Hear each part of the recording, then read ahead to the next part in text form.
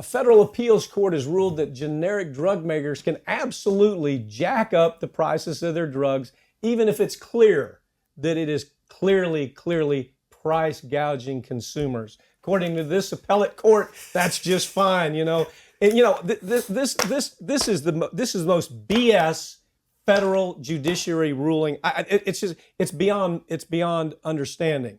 They try to justify everything in this order on the Commerce Clause.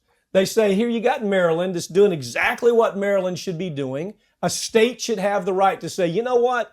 The feds, you blew it. We're not going to blow it here in our state, though. If a company price gouges, we're going to go after them. Now, why can they do that with gasoline? A state can make a decision, hey, we know what price gouging is on gasoline. That hasn't been overruled by an appellate court, but we can't do it with the pharmaceutical industry. Because you know the answer. What's the answer? The answer is money, the big money. People don't even understand how powerful this pharmaceutical lobby is in D.C. They're one of the biggest spenders in Washington, both in lobbying and in campaign donations. And so in Maryland, obviously, Baltimore, right over the bridge. And all they wanted to be able to do was sue generic drug manufacturers when they price gouge. This wasn't a law to rein in price gouging. It was just, if you price gouge, I can take you to court. The AG can take you to court. And this judge, we had just talked about how important judges are. Nobody wants to care about it. This is what happens. He says, no, you can't do it because the other states may set the prices and then it's crossing lines. You follow the history on this judge, and we haven't done it here. I wish we had. You follow the history on these judges that made this decision. I promise you, they're from silk-stocking corporate defense firms that were appointed probably by the Democrats, maybe the Republicans, thinking that, once they're on the bench, they're gonna grow a heart. Why does a person become a corporate defense lawyer to begin with? Why do they do that? How is it a person says, I had a really good day today. I won in court and I prevented 1,000 widows from recovering money from a product that killed their husband. That's a great day for a corporate defense firm and a corporate defense lawyer. So here you've got these same types making these decisions. Look, I got to tell you something. The Commerce Clause use of this is absurd. The argument that the Commerce Clause interferes with the ability of a state to make a decision like this, it's balanced against, we've said it before, health, safety, and welfare. Typically, they're called police powers. Right. And a state has the right to say, in our state, I don't know about your state, but in our state, the problems are so bad, they're so unique to Maryland, they're so unique in what we're seeing every day, that we believe our police powers, in order to protect the health, safety, and welfare of our citizens, we want to pass this. And this is way overreaching by the federal court here. Yeah, so this judge gets to go home, the defense lawyer gets to go home and say, hey, guess what, honey? Today I made it harder for a poor family to afford an EpiPen for their child who could die if they don't have it. Yeah. But, these corporations give a lot of money to the people who appointed me. They're a lot of money to the people who paid me. And that's what this is. This all comes back to the money. If you looked at just the law on this, there's no question that they should be able to sue when a company price gouges consumers. But it goes back to all of that money in politics U.S. Circuit today. Judge James Wynn, he dissented. Thank goodness. Yeah. He dissented in saying, what are you talking about? He made the same analysis that I just made. A state has police powers to say what's unique about our state.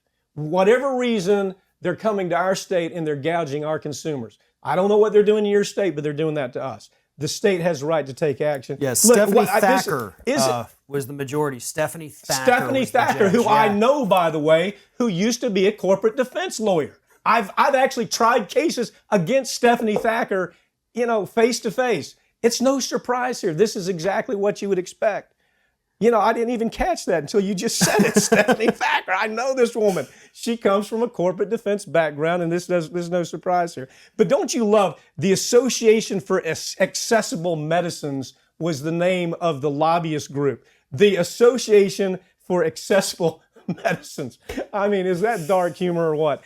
EPA tried to bury a study that showed that millions of Americans are drinking poisoned tap water because they feared that the study would, quote, bring bad PR for the White House. That was the reason they deep sixed the study. Bad PR for the White House and make it difficult for the military to have to respond. Take it away. What's so fun about this is that this story came to light because we actually still have a few journalists in this country doing their job. This was the result of a FOIA request that we even know what happened.